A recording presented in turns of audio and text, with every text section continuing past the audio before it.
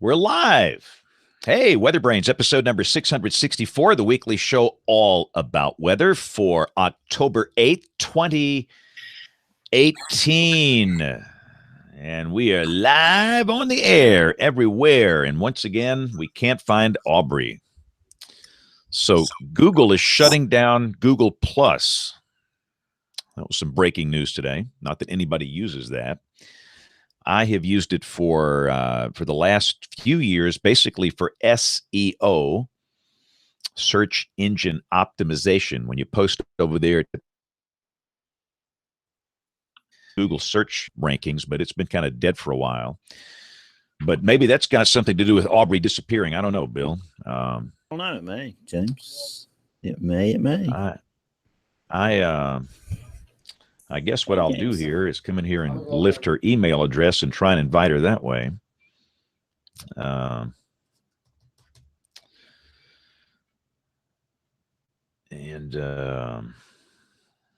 see if we can make this fly. See, the thing is, I don't know which email address that she uses for this. She has one with her TV station. Let me try that. I'll invite her that way, and we'll see if that'll work. Bill, you okay in there? You got an earthquake? Yeah, I got family coming in. Sorry, they're all milling around here, so I was trying to make sure they're okay. How's my sound tonight, James? Tap on your microphone there. Yeah, your mic is working, and there's no distortion. No. That's good. It's just my cheap USB mic. Goodbye to the expensive mics. Red Sox 7, Yankees nothing. Oh my goodness, wow. My Braves went down to disaster today. Oh, I don't think they had much hope, did they? I mean, they weren't expecting. I don't think so either. But I mean, you win today, you force a fifth game. You never know in a 5-game series. No, that's why you play the game. You never know who wins. I mean, come on now. These are major league ball players. They had runners on with what, 1 out or no outs, 2 or 3 runners on and had a chance and should have gotten out of that inning that, where the home run, was hit because a little pop fly on the infield or maybe in the front part of the outfield. Yeah, I didn't get a chance to see it. It's been one of these. It's been one of these days, man. I had something on the 6 o'clock news. I don't think this has ever happened to me before. Literally every second of this day and I got up early. I got up like 4:15 a.m. Mm-hmm. Every second I've had something going on, and had a 2-hour, an hour and a half road trip to Pickens County to speak, but. I was so busy doing so many products and services and doing things that I literally almost missed the top of the 6 o'clock news. And that's our big blockbuster newscast here. So at 5:30, they had me do a Facebook Live, which we do on days when there's something going on. For those that are listening later, we have a hurricane approaching the Gulf Coast down here. And so I did that, and I had so many things to do back in here. I was trying to do radio. We got WeatherBrains tonight, so I needed to do radio early, and I was doing so many things, and I looked up, and it was fine. Always lead with weather, especially when there's something going on. And I mean, I don't know. It's a short jog, but it was not a jog. It was in there. I didn't have my mics on, so I sprinted in there, and the news came. Which means I was probably about 20 seconds away, and didn't put on the earplug. Didn't have time to do that. I just in my pocket, not on my belt, and just sucked it up and did it. I think the conditioning has helped me down here because if I would be out of shape, I couldn't have done that. I mean, I would have been sucking air because that run, but. I did pause for a moment just to gather some air and it's about a minute and got it done. But I have never gotten that close to missing a top of a newscast hit before. It's just been one of these days, man. I mean, it's just like people don't understand what we do, man. It is just while we're doing this show, I'll probably have 500 messages come in, and most of them require an answer. And I've got some amazing content here that's coming in. And some of this stuff is just really good. We got snow going on out in the mountains, and Old Shoe just sent in some video. I got some other video from some guy. It's amazing. And, I try not to miss anything, but after a while, you just have to focus on one thing here. I mean, you multitask all day, but when you're doing a TV thing in the studio, or you just got to focus. So focus. Yeah, I was like you this morning, James, up at 4, and then we taught our 6th grade second session of the weather balloon launch forecasting. So it was a crazy day, and then come in and do regular work after that. We did a bunch of blog posts during the day too. And, the Yankees now lead 10 to 0. The Red Sox lead the Yankees 10-0 now. Wow. Woo. In the 4th, they have busted that thing open at Yankee Stadium. So, the Yankees beat the Red Sox at Fenway the other night. It's a classic Yankees-Red Sox series. Anything goes. My buddy Mitch Moreland has an injury. He's got a tweaked a hamstring, so he couldn't play tonight, but Pierce has done a great job at first in his place. Mitch might be able to play the next game, whenever that is, tomorrow or Wednesday. But they're doing well. Aubrey said she's got a girls' long weekend in Charleston, James, so she can't be on the show tonight anyway. Okay, so I figured she was ducking us. She did that on purpose. She's hiding from us. So we're going to have to get some temporary panelists, I think, James. Yeah, I don't know how long Kim's gonna be out, and Brian might be out for I'm sure several months. How about Troy Kimmel? We talked about him. I think he'd be a fun one to have. Okay, I'll reach out. We could just have we gotta have a random listener every week. That'd be scary. Hey, that'd be fun. I like that idea. We'll pick a random listener to be a guest on the show. We'll probably pick the axe murderer or something that listens to us. We'll have a new incentive. If you suggest a guest and it's chosen, you get to be the panelist on that show. How about that? Yeah, there you go. I like that. It's Halloween cookie time, James. Halloween? Come on, man. It's Christmas time. It's just Christmas cookie time for me. Coming up soon. So what do you think about our hurricane, Mr. Span? That's the thing. I've literally not had time to think, and that's dangerous. When you do this job and you don't have time to gather your thoughts. I mean, I did early this morning, like at 4:30, but from the minute I left the house, the long road trip, the stuff you have to produce here, the thought process just goes out the window. So during the show, I'll sneak in some thinking cycles. I'll put some CPU cycles to work on that. Just be you and me, Brian, it sounds like. Hey, Brian, can you hear us? He's muted. Yeah, Unmute thyself. Yeah, I can hear you. Good. All right. You got those OSU colors on, James? You have the OSU fight song over there in your sound bank? I don't. I don't think I've got that one. He's got the OU fight song, but I know you'd throw up if you heard that, Brian. Well, come. All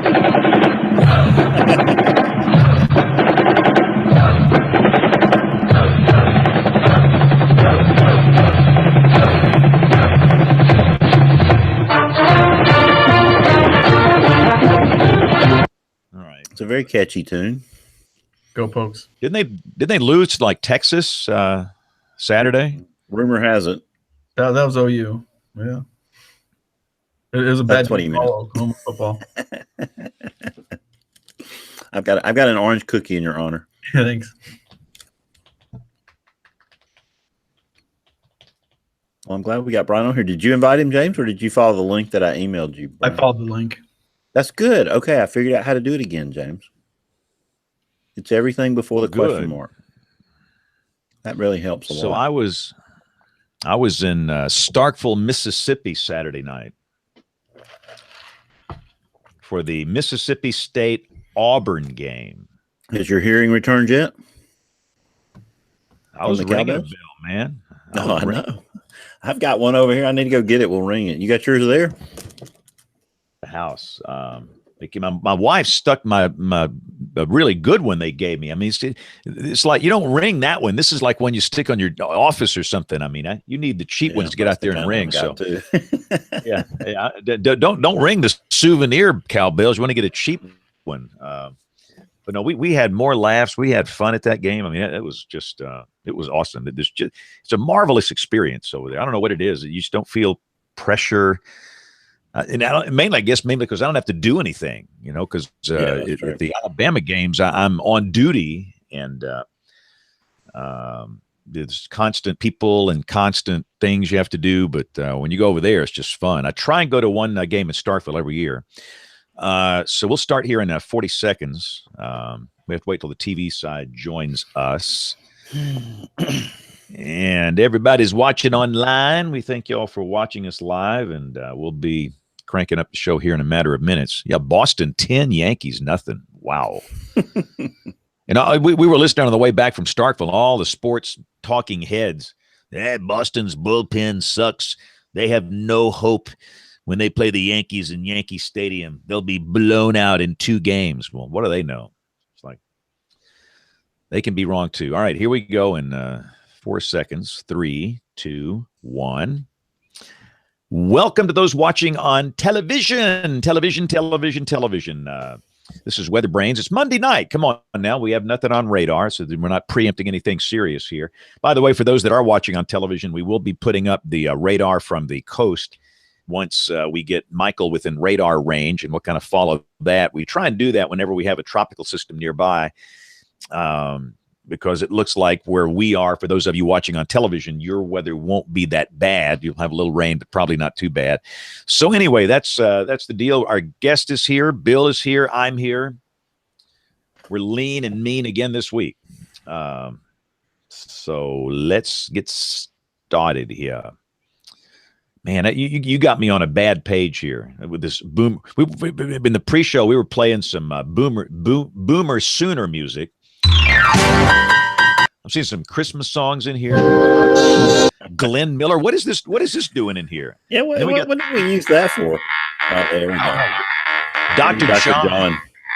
We got to get Dr. John back on the show. Dr. John, right place, wrong time. We played that for John when he was in the show in St. Louis from the NWA. This is great. I mean, it's like a kid in a candy store. Turn around, don't drown. Is this the Wex dude, Nick? Is this his song? Sounds like the turn around. Sounds like the Law and Order theme song.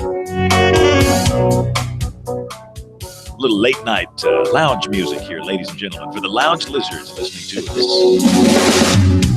Have you seen the rain pour so hard upon? That's Nick, isn't it? That's Nick Walker. Okay. Well, coming soon to a weather fest near you. Yeah, let's get these things. Let's get going here. Here we go in 5, 4, 3, 2, 1. Hello, ladies and gentlemen. This is WeatherBrains, episode number 664. Weekly show all about weather. 12 years in the making and still hanging in there. Like a hair on a biscuit. Isn't that right, Bill Murray? 12 years. That's exactly right. Is it 12 years? I thought it was more than that. I tell people it's like maybe 17 years now. I'm pretty sure it feels like it's been 37 years. I know the first show was in 2006. January of 06. So when we roll over to 2019, that'll be 13 years. So yeah. So we'll be in our 14th year. That always sounds better, than 13 years. Yeah. We're in our now in our 14th.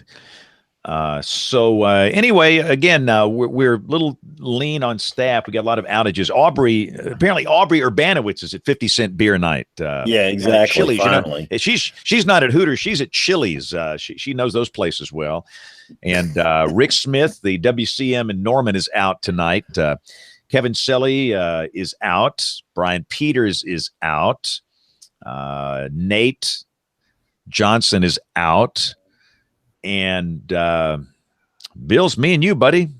But hey, we'll take this show. We'll take this show right to the top.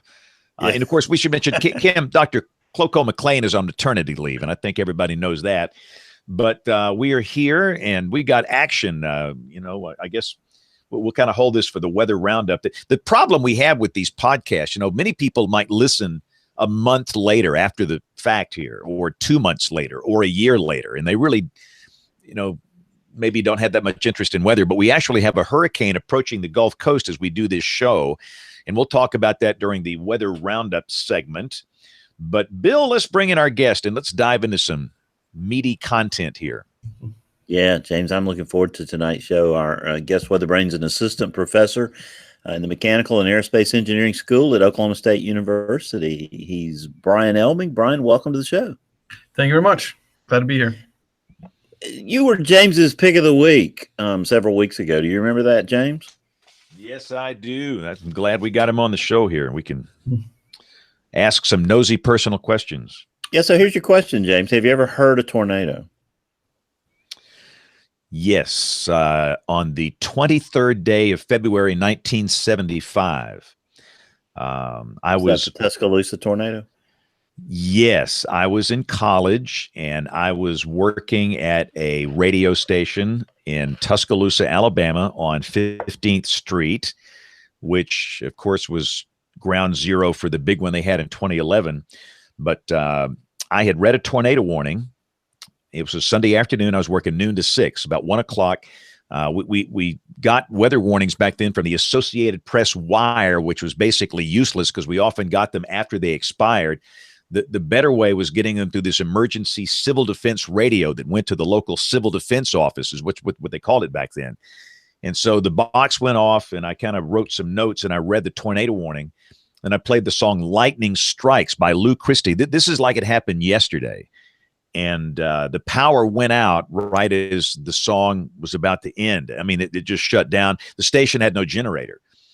And so I walked outside, and you talk about the train, the jet, man, that sucker was loud.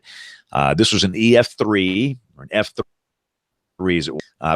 Probably passed within 1.5 miles of the station east of there. Went through the southern part of the city and the eastern part of the city. We had one person that was killed at a Scottish Inn hotel. She worked on the second floor. Her name was Thelma Hill. This is how engraved this. This is like a 5-minute answer to your question, Bill, but I'll never forget that noise. And to this day, it's like it just happened yesterday. And I would go, and the power was not going to come back on anytime soon. Somebody else came to the state. The engineer came. I said, I'm going to go help. Got my ham radio gear, went and volunteered, and spent the night out in Holt. So in answer to your question, yes, I've heard a tornado.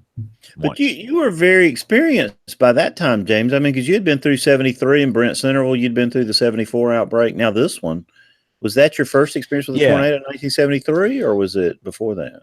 Yeah. All of the earlier ones when I was in high school, I got down there after it happened with my ham radio gear. We had one May 27th, 1973 in a small town called Brent. That was a Sunday night. We got down there probably within an hour of the time it happened, but obviously I didn't hear it. Then for the super outbreak, I was working at that civil defense operations center as a volunteer with a ham radio gear, and I went north to some of the hardest hit areas, but that, again, it was after the fact.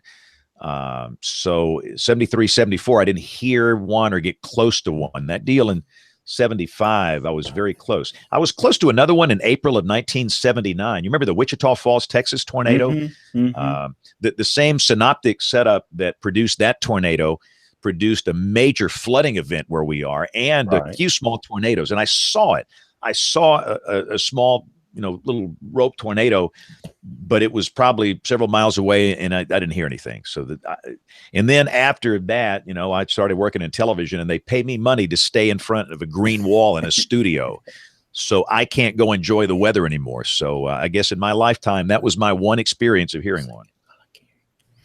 So James, one other thing before I get to Brian. Bill, were you whispering little nothings in our ear? Wow. Yes, I'm whispering little nothings in Elle's ear because she's talking to me, and can't quite understand what she needs, but I will do that in just a second. 1977. Where were you for Smithfield?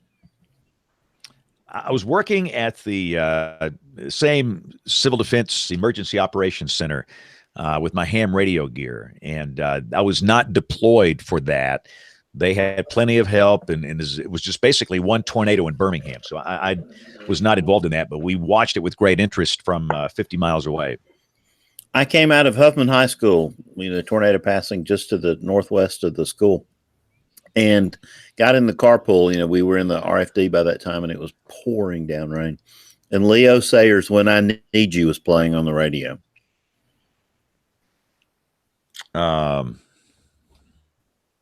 Very well. What radio station? Probably WVOK or WSGN, I bet. The mighty 690. Maybe WVOK. Because WERC was a music format back then, I think. Yeah, this is how warped we are to remember this stuff. The stuff that happened 40 years ago. I mean, how weird is that? Was it 40 years ago? It seems like it was yesterday. It's crazy. Yeah. I mean, it is. Those things had big impacts on us.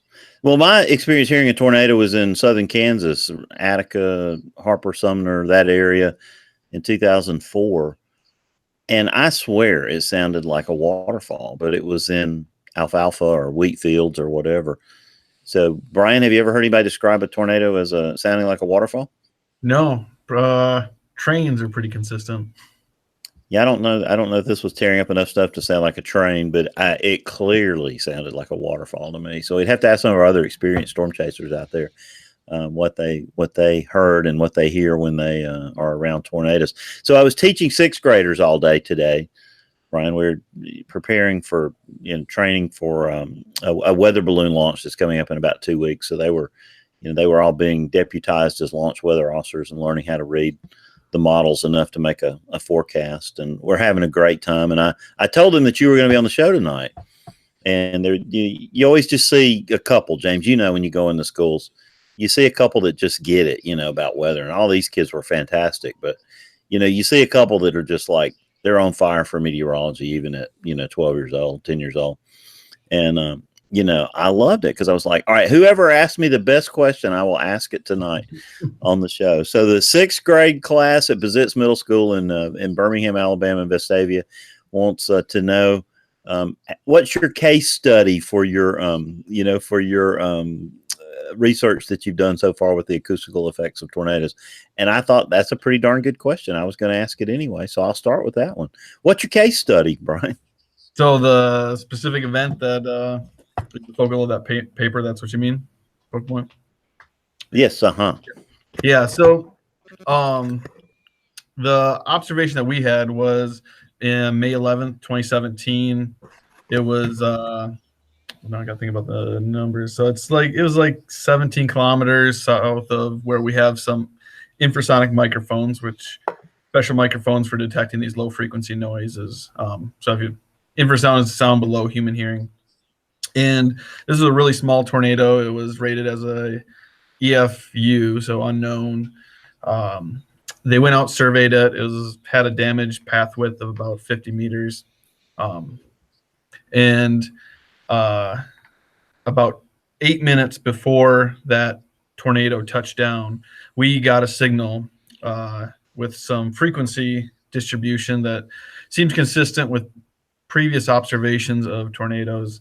And based on those previous observations, we estimate the size, and it's consistent with that damage path width.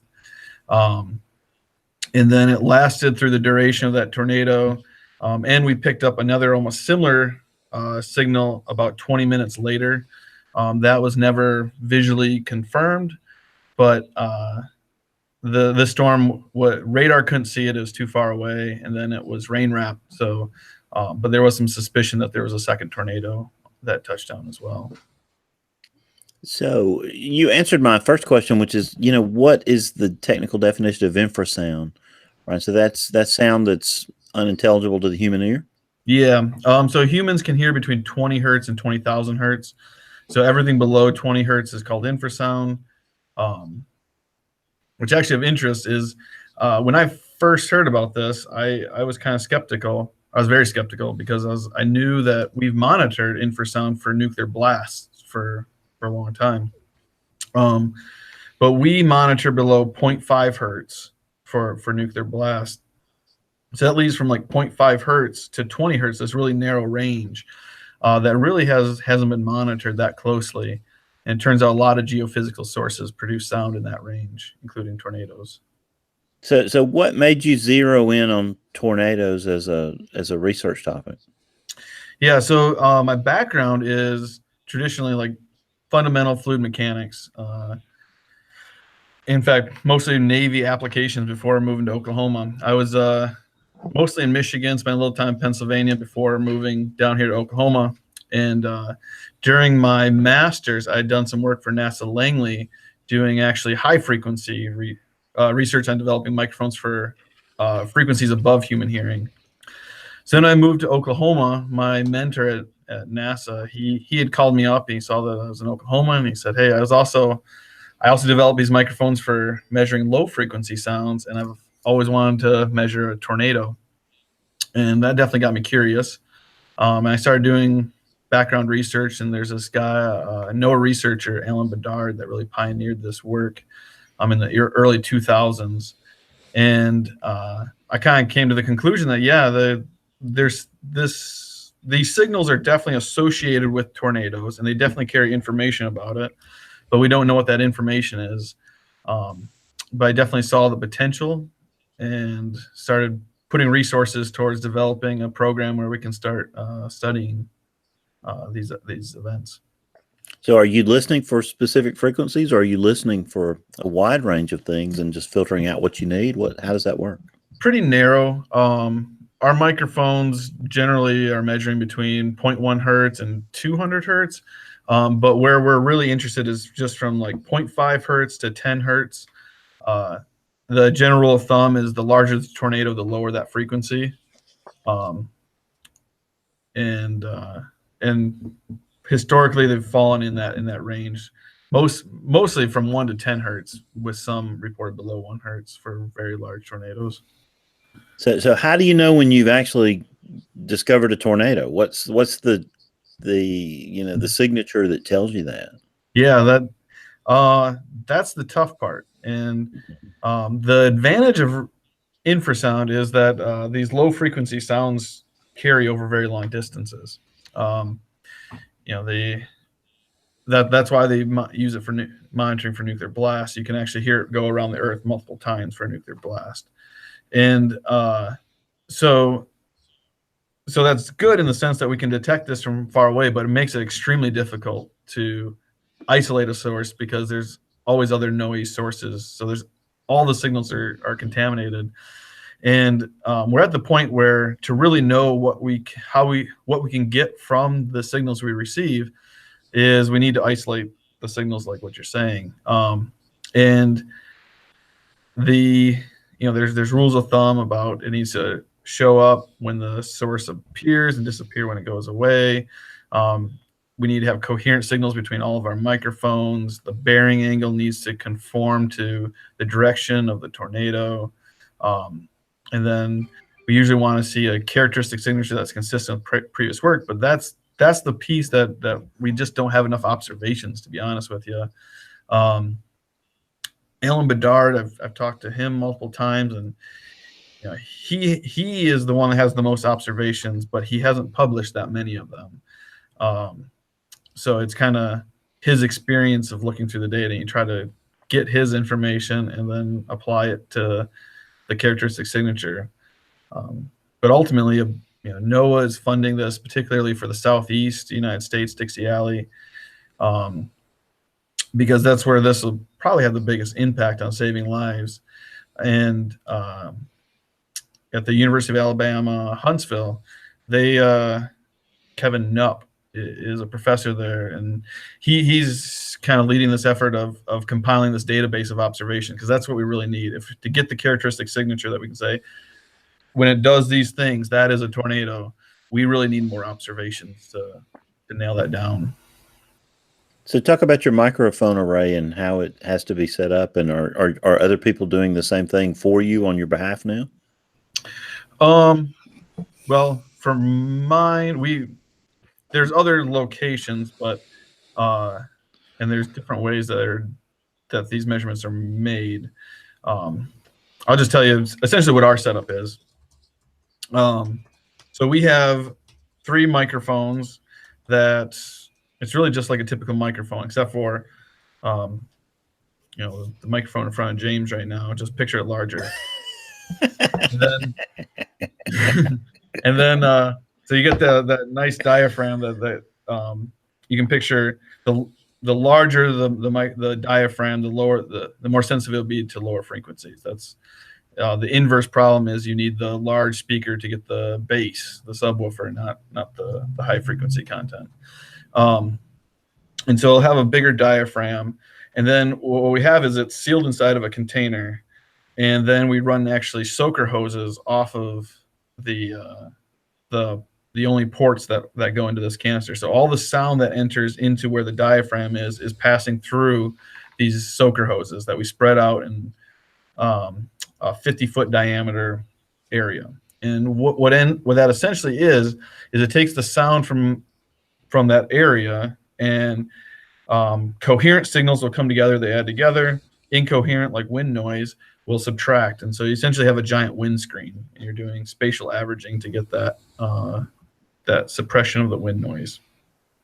And then we have all 3 microphones just fed into a single system so we can record them simultaneously.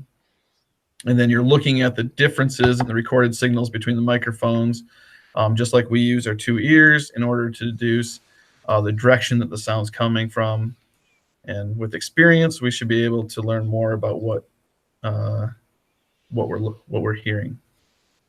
So are you studying that data in real time, or are you analyzing it with a computer and so far we're not, or is it after the fact? So far we're doing after the fact. We don't have a real time setup.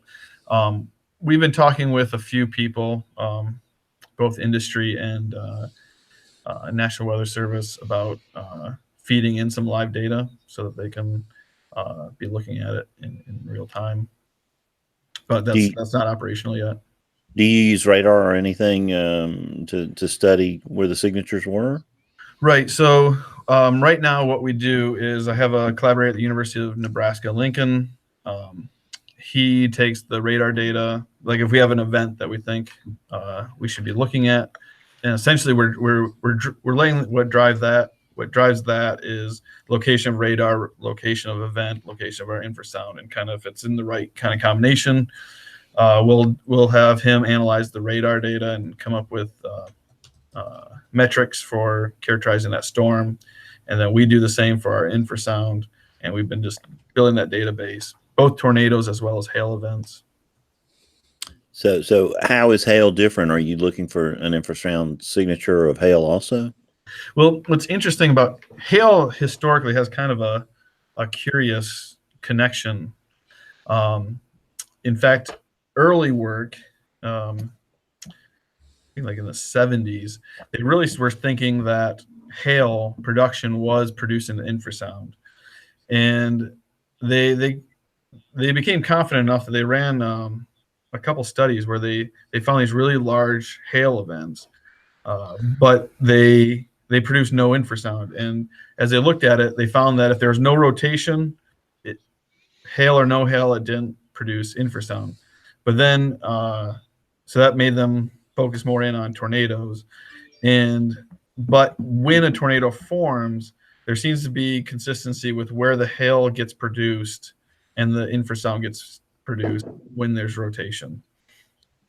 And so for that reason, we think it's important that we're also studying the hail so that we can come up hopefully with some characteristics of that event that can help differentiate if it's hail production or is hail production just a coincidence of where the infrasound mechanism is for the tornado.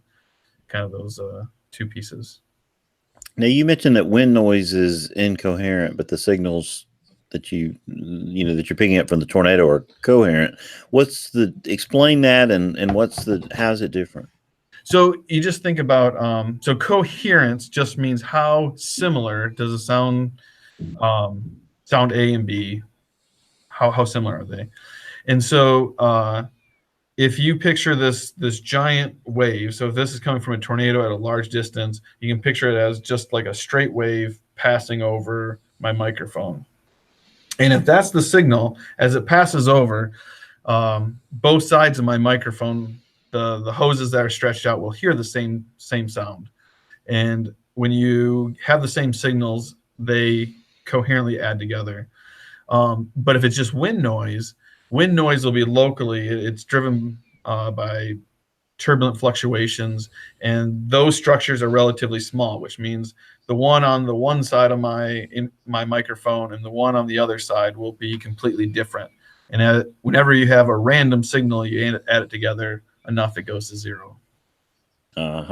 Okay, so that's pretty cool. So sort of the concept of noise canceling headphones in some way there. Well, so noise, that's active. That's saying I'm going to listen to the noise. I'm going to play back the opposite, right? This is just kind of more brute force saying the time scales that's relevant, we can average out this sound. That's really cool. That is so neat. Now, when I was growing up, we always heard, and James probably remembers this, you heard that you could turn your TV down to channel 2 and turn it to the darkest setting and wait for the screen to start to, light up, and you knew from the spherics or whatever that you were having a tornado. James, you remember that? Oh yeah, and of course now we don't have analog TVs anymore. That option doesn't even exist unless you got a relic sitting around the house. And I don't even know who uses that part of the spectrum now. Channel 2 would be something around the 6-meter ham band, but I don't even know who uses that. But yeah, no, that was a big deal I remember back in the 60s and 70s.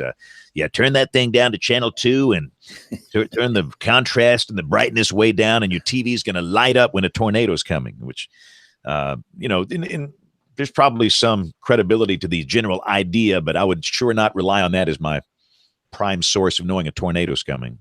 And I missed a lot of good episodes of Happy Days too because of that during severe weather events, unfortunately. So talk about your array, where it's set up, and how it's laid out, and is it on a building? Is it on the ground? How's it set up, Brian? Actually, one of the microphones is on the roof of a building, and the other two are in the grass around the building to get the separation between them. I have about 200 feet between each microphone in a triangle, and then it's oriented. Well, it's positioned pretty close to campus, just north of Oklahoma State University. And turns out Stillwater, Oklahoma is a great location for measuring these specifically. And, if you have Norman, Oklahoma, where we have the severe storm center because, they produced some of the nastiest tornadoes, right? And then infrasound is focused at the ground when it's downstream of a storm. And so the storm path generally goes from the Moore, Norman, Oklahoma region towards Stillwater. So it puts us in a really nice location. I was trying to decide what spot to put this first array. And the more I looked at it, the more like I think I'm in the right spot. Yeah, it sounds like it. Sounds like any spot in Oklahoma would be pretty good. Yeah. Unfortunately. So what's the range you think? You said that infrasound travels a long distance, but what's an effective range?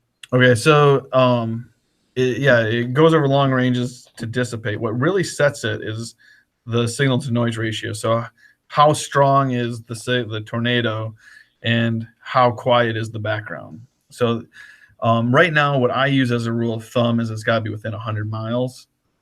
But realistically, if you knew what you're looking for and you had, I would say, a more dense array across the country where you have multiple measurements from different locations, you could probably stretch that to at least double that distance.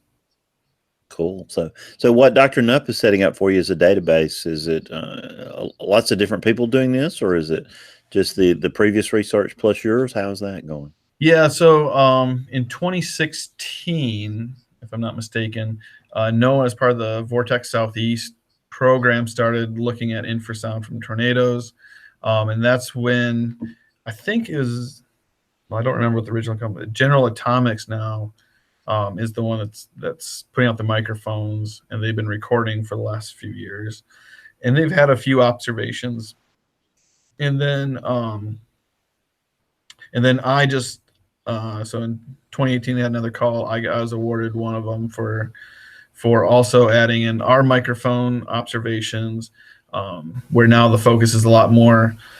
Yes, we're all observing and we're feeding this into a database where we can all make use of that information.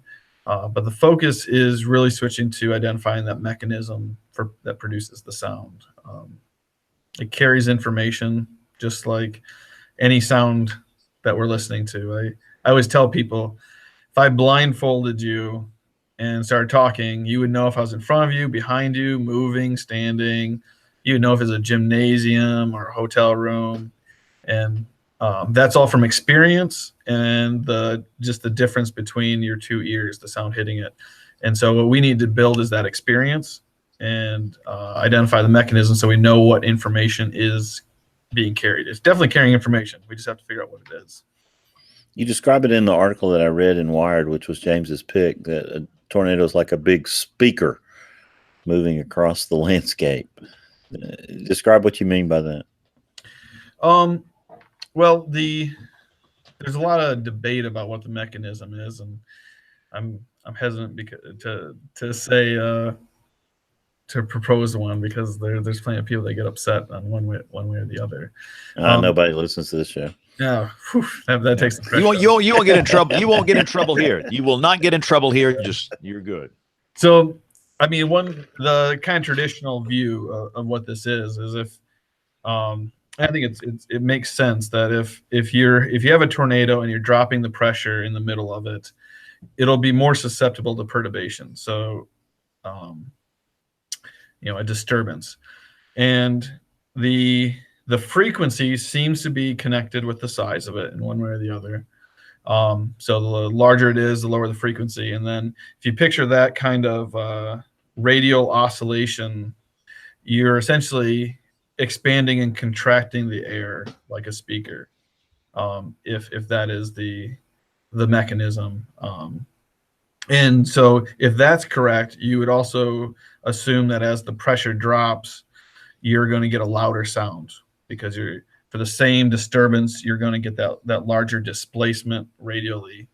And then based on that logic, the sound would then carry information about the strength of the tornado as well as the size. What's really appealing to that is if we can make correlations, essentially you can identify if it's an EF4, EF5 in real time. If you can establish the connection between the core pressure and the amplitude that's being received. So James will be the first TV station in Birmingham to have a microphone array on top of it to study infrasound of tornadoes. What do you think? Yeah, we'll set the PR40 up on the roof up here and see what it picks up. So the question, Brian, for those of us lowly practitioners down here, how will this be implemented and how can we use this in real time? Yeah, so there's several different ways. What funded this originally was through NSF as part of a larger project that's developing drones for weather monitoring and forecasting. It's a collaboration led by Oklahoma State between us, OU, University of Kentucky, and the University of Nebraska. And the idea there originally was, some of these signals from these larger tornadoes are being picked up as much as an hour beforehand. And if that's the case, then I wouldn't necessarily trust that signal. And I don't know if forecasting an hour ahead of time adds that much. And I tell people when I moved to Oklahoma, the first tornado that hit, I'm like rushing home to be with my family, and I'm seeing people going to the restaurants and mowing their lawn. So I think the hour, what's really valuable there is if we can deploy, say, a drone to a location where we think one is forming, so you can make direct measurements of the atmosphere at that specific location. We think there's activity going on. And if you could make those measurements, you would significantly drop the false alarm rate, which in Oklahoma and anywhere in Tornado Alley or Dixie Alley, the more you can make people listen when you say you need to listen, the better.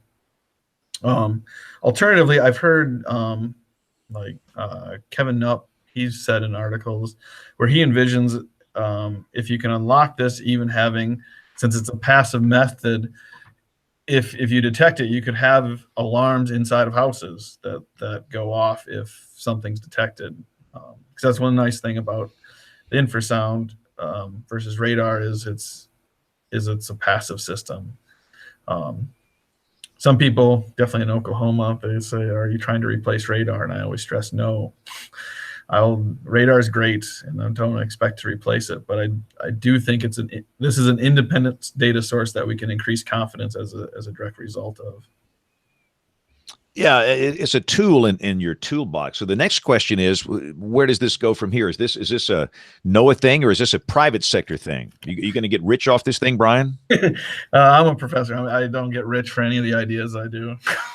Oh, come on now, come on. The university money.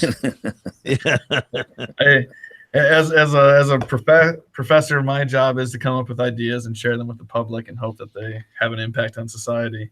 Now there are industry. I won't say names necessarily, but there's been a couple companies that have already been contacting me and getting input, and both on the development of arrays on a larger scale as well as on deployment and using them for forecasting. I think that's definitely going to move forward. And then on the National Weather Service side, we have from Steve Pillitz from the Tulsa office. He's offered to be like on the NOAA grant to review the data and be considering how they could make use of it in the actual forecasts.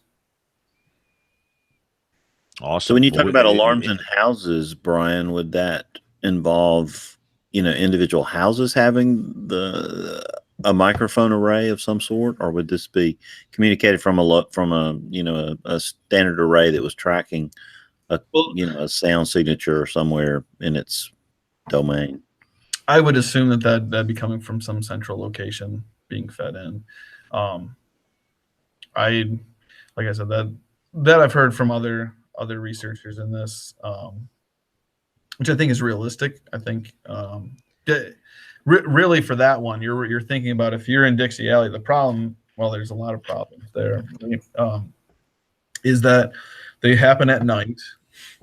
The roads aren't on grid, so nobody wants to chase them. And even if you did, you're gonna have a hard time seeing them. So really, to get the death toll in Dixie Alley down, you need something that is feeding information kind of automatically to them. And what happens if you have multiple tornadoes on the ground at the same time? Can the system separate them? Well, you should be able to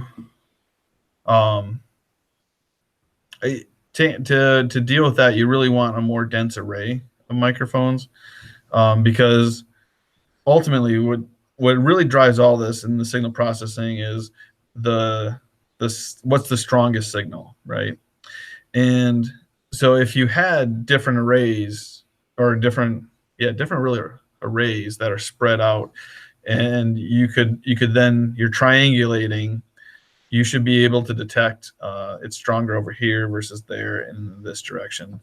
And you can process it based on the direction as well. So like you can definitely, when you look at that with radar, you could direct more what you're processing. Yeah. So anything though that would help us rule out certain supercells, because we look at supercells all day long and we know that only a certain percentage of them produce tornadoes, and a lot of times a storm that gives us a really impressive couplet, may not produce a tornado. We can go entire days with radars filled with couplets and not get anything. It sounds like that might be a real possibility here if we could pick out which one is going to produce the tornado 20 to 30 minutes in advance. Even if people are inured to the warnings, that's valuable information. I agree. And in the end, probably as a researcher, my job is to be the ultimate skeptic, right? So I don't try to oversell this. And the more interviews you do, the more you feel like that's what your job is supposed to be, is to sell this. But there's information. I think you're picking up on it too. That it's definitely coupled to it, but you have to approach it with skepticism, and on whether or not I can tell you whether or not this supercell is going to produce a tornado. I guess I'd push that to the meteorologist and say I'm just studying fluid mechanics. There you go. Yeah.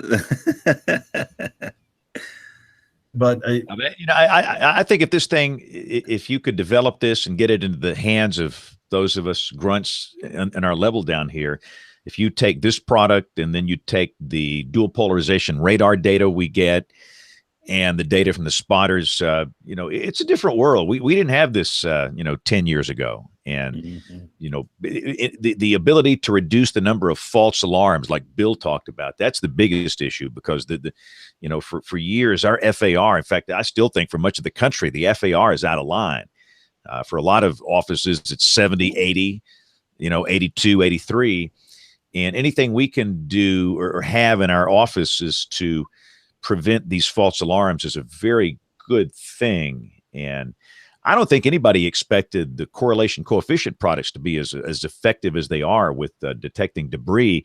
And if something like this one day could become operational and kind of work hand in hand with that, it just makes the whole process more efficient.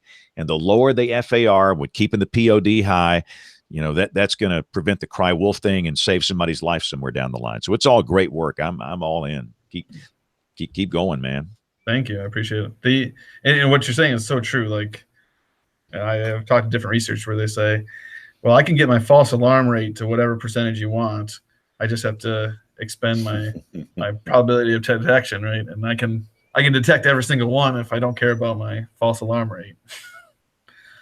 Yeah, it's funny how that works because it's hard getting those two exactly where you want them. And I understand for a lot of folks that work at the Weather Service, they're a little concerned in the back of their minds. Some Yahoo at, regional headquarters or, national headquarters somewhere, they're going to get in trouble because they missed one.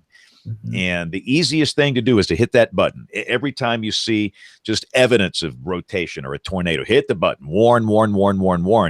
And, your POD is going to be 99.9. But what good is that if the FAR is 91.3? I mean, you that approach can't work. And they've done a masterful job, at least here in this market with the Weather Service in Birmingham, of doing that, of cutting the FAR down while keeping the POD high, just going back to basic science. And again, another tool like this is something that's needed and welcomed. A lot of old geezers don't like change. I love change, man. I love technology. I love to see new data rolling in here. I'm not your typical old geezer guy. I love this stuff. So nice to meet you.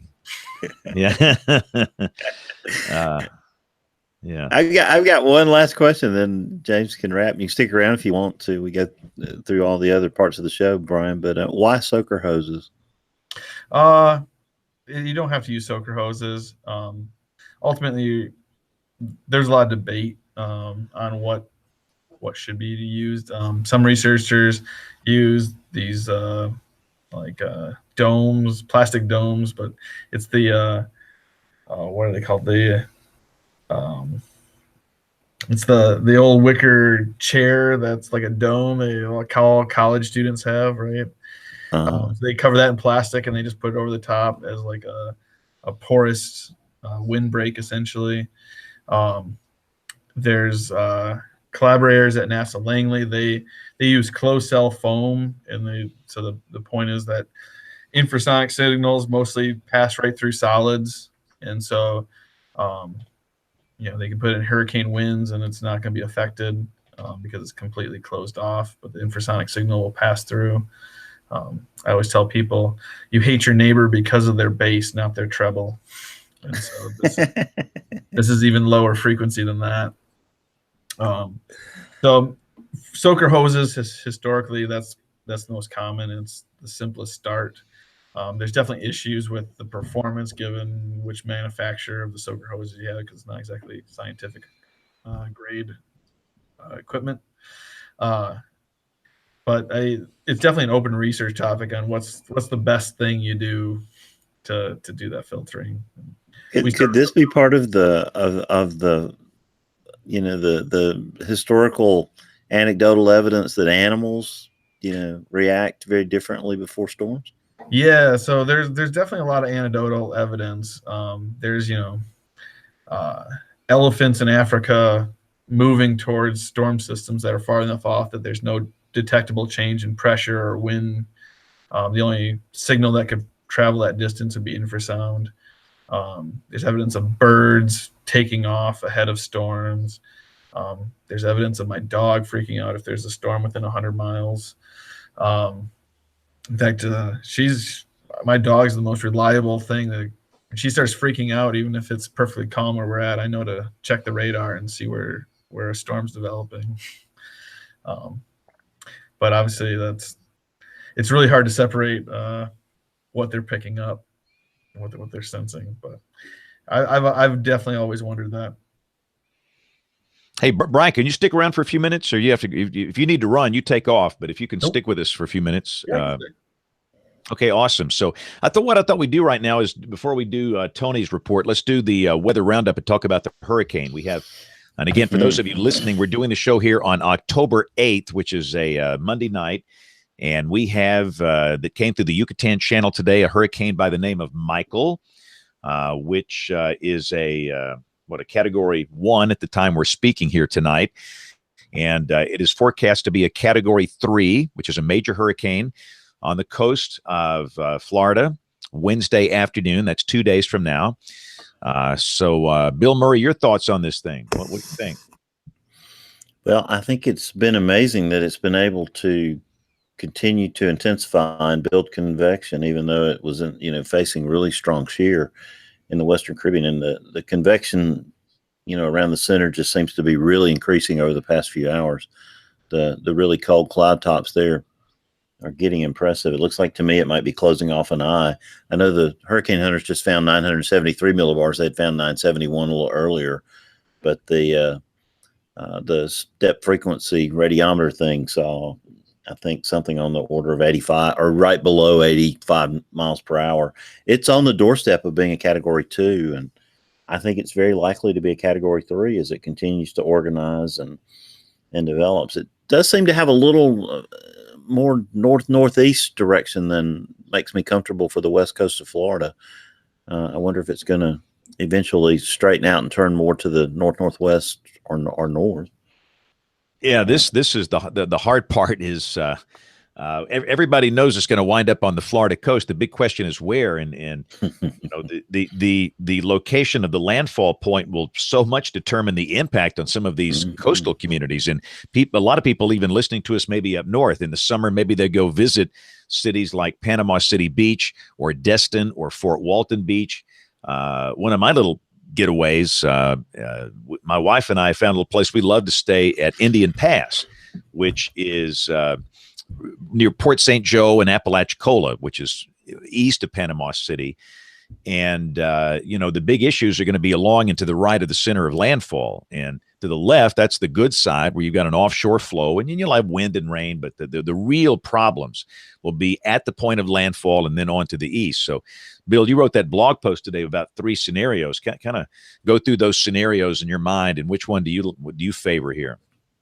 Yeah, well, I used the leftmost side of the cone of uncertainty and the rightmost, and then just the, you know, center of the line, as Greg Fishel says, where the hurricane will never go, you know, as my scenarios. And when you play them out, you know, from a wind standpoint, from a rain standpoint, from surge, you know, the scenarios are very different at all those communities that you named, James, because all of our people are, of course, extremely familiar with everything from Dolphin Island and Orange Beach all the way across to new places like St. George Island that are becoming very popular. I mean, it is a pure barrier island, and either that official track would be very problematic for places like that if it happens. The models seem like they've really come together with the track now, at least the GFS and the European, in terms of timing and speed and actual, you know, forecast track itself. So that consistency is appreciated. So as that cone narrows, we'll get better at what we're telling people. But for right now, people tomorrow over a wide swath of the coast have got to prepare, like this thing is coming for them. All right, Brian. So I'm going to put you on the spot. You're the professor here. Yeah. So, and for those watching, we know most of you listen. For those that are watching, I've got the standard NHC cone up on the screen. So, from an academic standpoint, Brian, would you change anything about these graphics coming from the Hurricane Center in terms of communicating risk and danger within a hurricane like this? Wow. We put people on the spot, Brian. I see. This is where you play the fluid dynamics card, Brian. Yeah, right. Yeah. Like I was like, I would make the waves more apparent. No. Yeah. I mean, to me, I think that's pretty straightforward because I look at it, and number one concern is where along the coast do they need to be worried about? And I'm actually quite interested in one of my sponsors it's very close to Destin, Florida. So hopefully they're staying safe. Yeah, and again, I saw, Official's point was interesting. Didn't he say, Bill, that he's never going to show the center line again in his graphics? Yeah, because the hurricane never goes there. But Right. I said that to the kids today. I said, all these different hurricane models, every one of them is going to be wrong. In some way, shape, form, or fashion, none of them are perfect. It's up to us to communicate this risk. And the product that just goes unnoticed is this TCV product that every Weather Service office in the affected area puts out, because it is 4 or 5 paragraphs literally for every single county in their county warning area. And James, there's no way you can use that on the air. You have to just familiarize yourself with it and summarize it. But if a person can get to that for their county, there's everything they need to know right there. I've never heard of this. What is this again? I've never even heard of it. It's a TCV product that's done by county by zone. The impacts are amazing, from storm surge and wind, rainfall and tornadoes. And one is literally issued for every county. Like we've got a graphic that shows all the Hurricane Center. Well, these are not from the Hurricane Center. These county warnings are based on what all the Weather Service offices do. And right now you've got tropical storm warnings, tropical storm watches, hurricane watches, and warnings, all the way from the Tampa Bay region all the way to the Mississippi-Louisiana border. And every one of those counties has got a message. It gives very specific information. And like, when I did that post today, I've got to summarize all that into something that people can read, in something smaller than War and Peace. But there's a phenomenal amount of information that's out there.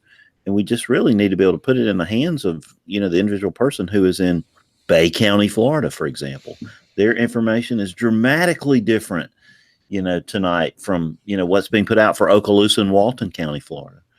And it's a problem that I have on social media. So, and this is something we've talked about this before. It used to be when a hurricane's coming up on the Gulf Coast, our big day would be the day of landfall in terms of workload and responsibilities and things you have to do. That's changed. Now with social media, you're staying on it literally 20 hours a day, days in advance. And by the time you get to landfall day, you're just drop dead exhausted. So right now we're in the middle of all this constant posting of information, trying to cut through the noise and put something simple that's easy to understand, a simple, clear message on what to expect. So, and you pour your heart, your soul out, and you write this stuff. Mm-hmm. And right on cue, the first comments, well, what about, East Teboga? What about Dothan? What about Ozark? What about? They want a very specific, they don't want to read it, what you just wrote. They want a personal briefing for where they are. And well, it's there. It's on the TCV product from the National Weather Service in Tallahassee. Dothan's got one. What are you calling it? TCV. TVs. I don't even know what that means. TV. Yeah. Let me see if I can pull it up, James. I'll say the issue that I think is not just for weather, but it's people are very bad at being there. We're good at means. We're not good at standard deviations of information. So confidence in information. Yeah, that's what we were trying to communicate today with that post. There's probably a 20% chance it's going to be on this end, a 20% chance on that. The 60% in the middle. It's quite possible. But James, it's called a local watch warning statement. And it's tied to the advisory. It's under the product name TCV MOB or TAE or whatever office is issuing it. I searched Tallahassee TCV, and I got WCTV Television Tallahassee News. Anyway, I'll send you a copy of one to look at, because that can be somebody's pick of the week then. Because it really is a fabulous product, and I just kind of fell into it, last hurricane season, because it's literally, it is one per county. It's not like 3 or 4 counties grouped together like a zone forecast. It's one for Monroe County. It's one for Escambia County. And, it's very, very specific. We got to find a way to get that in the hands of the user. I'll check that out. But again, Michael's going to come in Wednesday, and then this will not be a stalling hurricane. This will move on. Now, there's some debate as to how fast, but it should move on through South Georgia and the Carolinas and not sit there for days like Harvey or Florence, and then be up in the Atlantic by Friday. And, that's the other thing. People have a hard time with timing. A lot of people say, well, the weekend's going to be a washout on the Gulf Coast. I'm not going to the National Shrimp Festival. Well, I just wrote that it's going to be beautiful. I mean, you've got a one-day day where it's kind of windy and wet, and people struggle with timing and everything else. But anyway, that will be gone. And so elsewhere, I'm seeing all kind of snow video. I just posted one on the Twitter from one of the big passes out in Colorado, and it is snowing to beat the band. Our old colleague John Oldshoe is out there right now, and he's been sending snow video today, and that's under this very cold trough. This is a very amplified pattern. There's this huge cold trough in the west, and you got the big ridge in the east. So depending on where you are, it's either like summer or it's like winter. There's no fall here. So, the question is, Brian, what's happening in Oklahoma City? You got the flash flooding, don't you, in the battleground out there? Yeah. We came back in the office for this, and it was pouring. I had to run in to get inside. We've been getting some storms the last couple of days. I remember those days when we used to have to run in to get inside so we wouldn't get wet, James. That used to happen here too. Yeah. We've been kind of dry for a while, but and we had some tornado activity today up, I want to say, in Iowa. Right. And I just see glances of all this stuff flashing by on these screens in here. But this is a wild, highly amplified pattern. But it's going to be progressive. And for those people that have been suffering through this endless summer in the East, their time is coming. Your cool air is on the way. And I think Michael will help to kind of expedite that process with the northerly flow in the backside of that.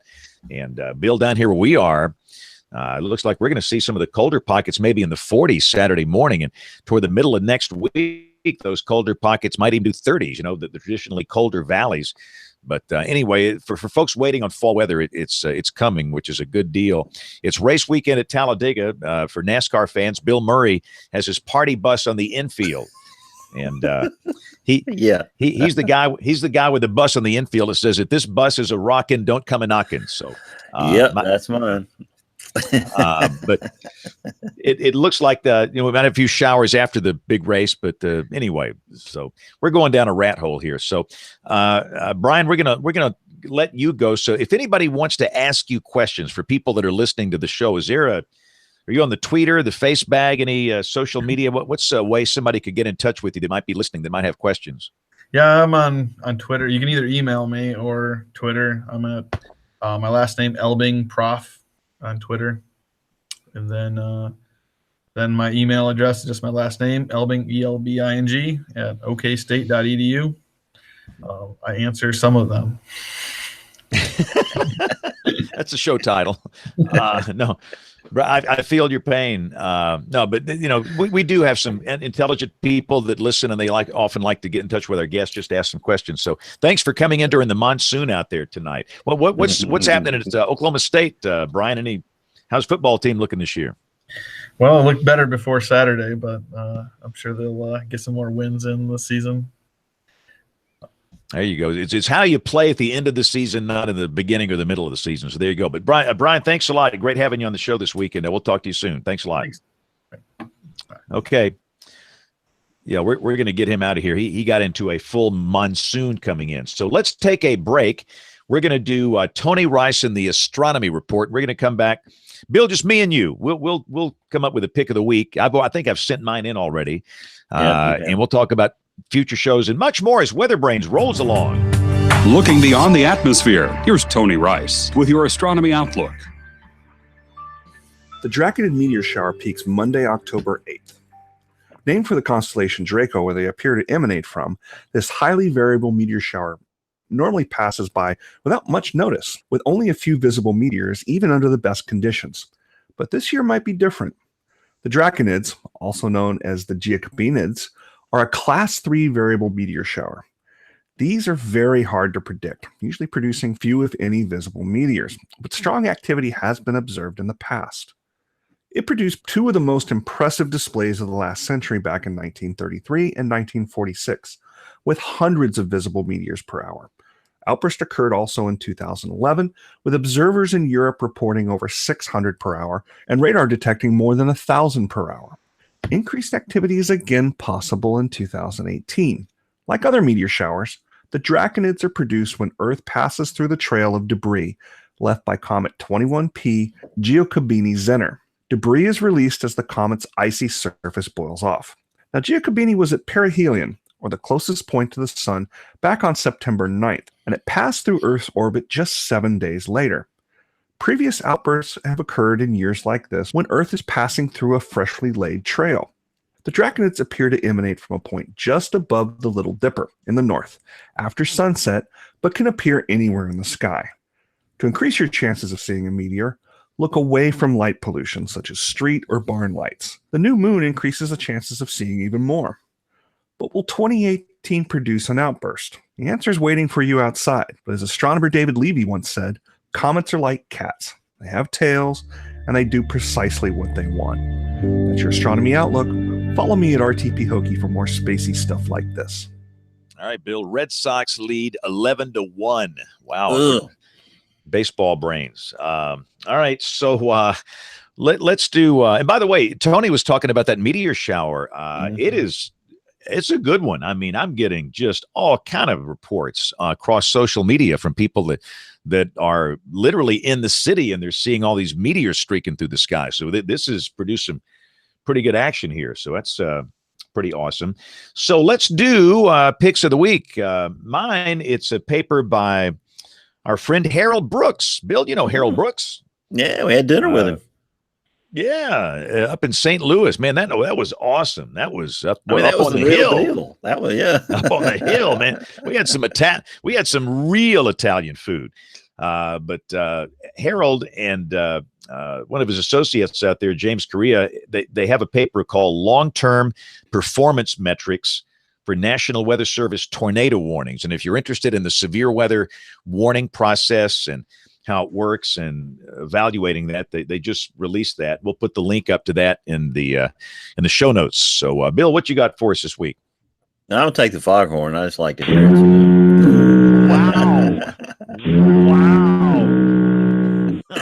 All of my energy goes into these guests. You ought to take that product, that weather service product you were talking about. You ought to dig up the link to one of these things. It's not like it's a new thing. It's just something that is just being produced day in, day out in these hurricane affected offices, and it's just literally amazing. So if I had to have a pick of the week, that would certainly be a great one. I'm gonna start doing a better job of getting my pick of the week, James. I just really am attached to that foghorn.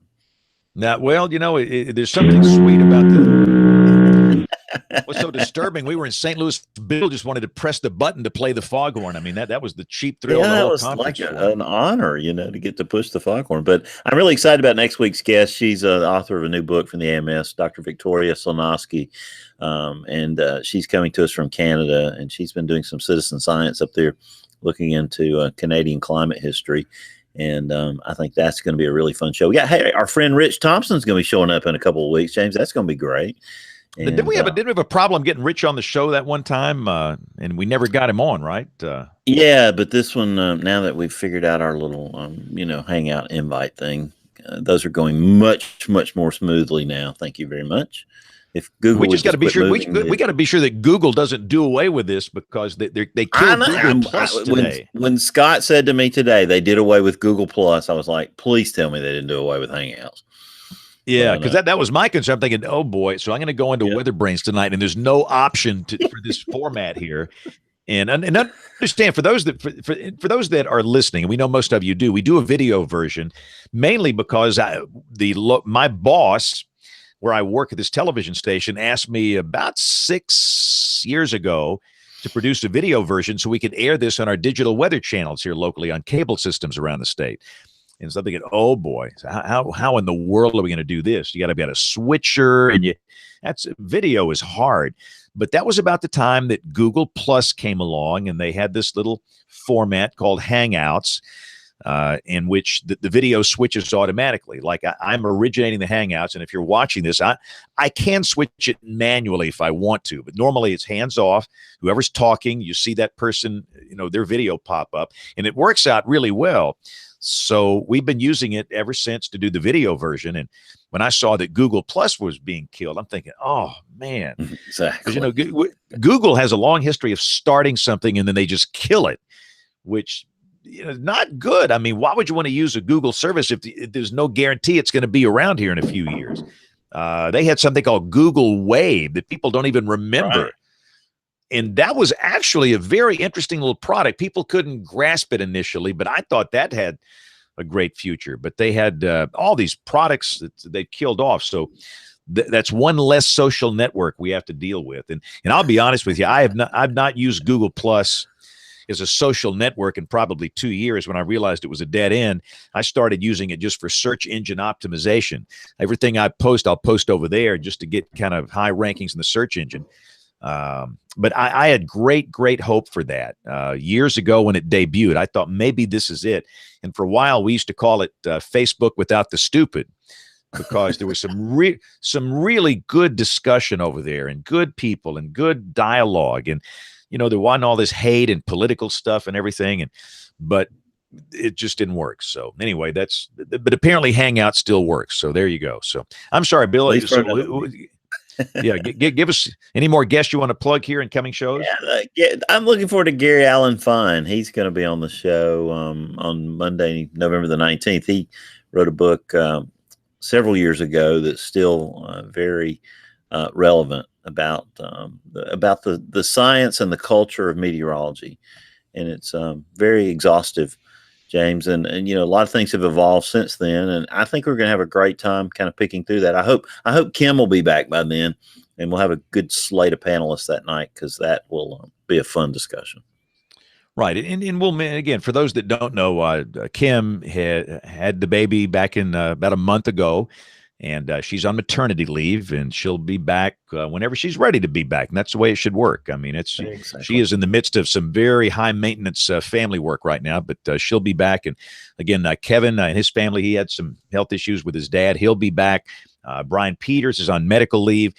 Brian will be back. We're just kind of and Aubrey again's at 50-cent beer night at Chili's tonight. Rick Smith will be back. And Nate will be back. I'm just glad Nate showed up during Florence, because he was our Florence expert. And for those that don't know, he worked at WRAL television in Raleigh as a local meteorologist. Then he got the big job, Bill. He's the tallest hog in the trough with the NBC TV stations and their weather operations. So he flies around the country helping. And I think that's marvelous to have somebody like him, because typically when somebody from corporate comes in, it's some goober that knows nothing about weather, and listening to these guys, it is about as interesting as my left shoe. So having, and of course, I'll be fired tomorrow. It's been nice working with everybody here, but with Nate, he's been there, he's done that. Nate's worked in a small market. He's worked his way up to a larger market. He understands I think where we're going with this. He understands the changes. This will never be television weather like it was in 1975, 1995, or 2011. It's different now, and we have to roll with the changes to survive. We're always going to have a job. We're always going to have these positions, but if we don't roll with the flow, we got a problem. My analog is the horse and buggy business. That was a great business, and times changed. And for those people that stayed in the horse and buggy business, they went bankrupt. The ones in the transportation business did fine. And we're in the weather business and the media business and developing relationships and engaging with our audience. And as this whole thing evolves and something new comes out of it, it's going to be great. But I do think there's going to be some short-term pain, and that so many TV stations are living off these carriage fees from DirecTV and Dish and the cable companies. And they'll get some carriage fees from Sling TV and, the online over-the-top services, but it's not the gravy train that they're on right now. So I do think, we were talking with Jay Prater. When was that? Last week, Bill? Right. In Wichita. I was asking Jay, where's all this going? And he kind of said, well, I think, in most markets, you're going to wind up with maybe just 2 stations doing local news. And I think that's probably right. I don't see how in most markets they can support 4 or 5 stations doing local news. There's not that enough of a pie to slice up for that now, where it needs to be just 2. And then again, it'll all shake out. For those young people that want to do this, this should be an exciting time for you. This shouldn't be scary. This should be exciting, because you're going to come in at a time where you'll help to build this new business model, and you will be in there from the get-go. And what I do not want to do, and I've said this publicly, I don't want to fly this in the ground. I don't want to milk this, until it crashes and burns and I walk away from it and the young people are stuck with nothing. I want to be a part of helping a foundation of change, so that when I retire from this, which is not anytime soon, I'm just getting started, Bill. I mean, I might be working till I'm You got that right, baby. I'm energized, man. But I want to help build the new, business model for this, so that the young people won't step in here and see that there's nothing going on and no hope and it's a dead end.